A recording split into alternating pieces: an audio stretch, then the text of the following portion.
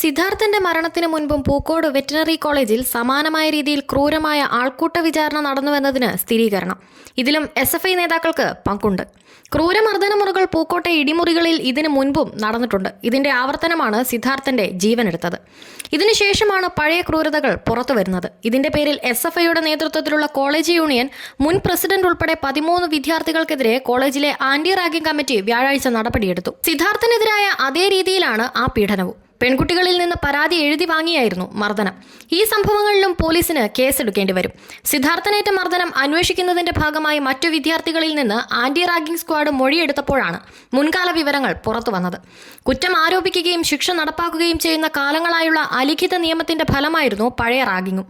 പെൺകുട്ടികളോട് അപമര്യാദയായി പെരുമാറിയെന്ന് പറഞ്ഞാണ് 2019-ലെയും 2021-ലെയും ബാച്ചിൽപ്പെട്ട 2 വിദ്യാർത്ഥികളെ ആൺകുട്ടികളുടെ ഹോസ്റ്റൽ ഉൾപ്പെടെയുള്ള സ്ഥലങ്ങളിൽ വെച്ച് വിചാരണ നടത്തി ശിക്ഷ നടപ്പാക്കിയത്. മർദ്ദനത്തിന് വിധേയരായവർ വലിയ മാനസികാഘാതത്തിലായിരുന്നു. 2019 ബാച്ചിലെ വിദ്യാർത്ഥിയെ റാഗ് ചെയ്തവർ കോഴ്സ് പൂർത്തിയാക്കി ഇപ്പോൾ ഇന്റേൺഷിപ്പ് ചെയ്യുന്നവരാണ്. ഈ സാഹചര്യത്തിൽ 4 വിദ്യാർത്ഥികളുടെ ഇന്റേൺഷിപ്പ് 1 വർഷത്തേക്ക് വിലക്കി. 5 പേരുടെ സ്കോളർഷിപ്പ് റദ്ദാക്കുകയും ചെയ്തു. 2021 ബാച്ചിലെ വിദ്യാർത്ഥിയെ മർദ്ദിച്ച 2 പേരെ 1 വർഷത്തേക്ക് സസ്പെൻഡ് ചെയ്യുകയും മറ്റ് 2 പേരുടെ സ്കോളർഷിപ്പ് റദ്ദാക്കുകയും ചെയ്തു. തുടരന്വേഷണത്തിനായി പോലീസ് റിപ്പോർട്ട് കൈമാറും. നടപടിയെടുത്തവർക്കെതിരെ കേസെടുക്കേണ്ട സാഹചര്യം വരും. 2019-ലാണ് ആദ്യ സംഭവം.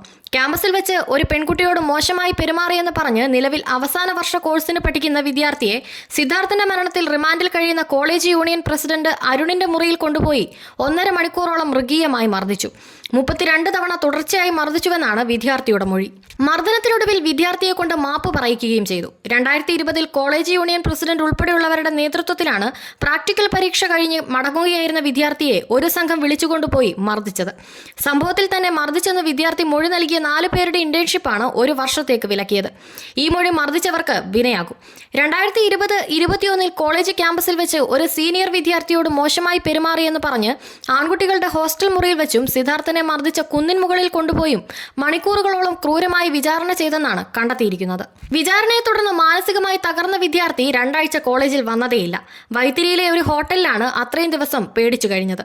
കോളേജിൽ തിരിച്ചെത്തിയപ്പോഴും കണ്ണിന് ചുവന്ന അടയാളവും മുഖത്ത് പാടുകളും ഉണ്ടായിരുന്നു.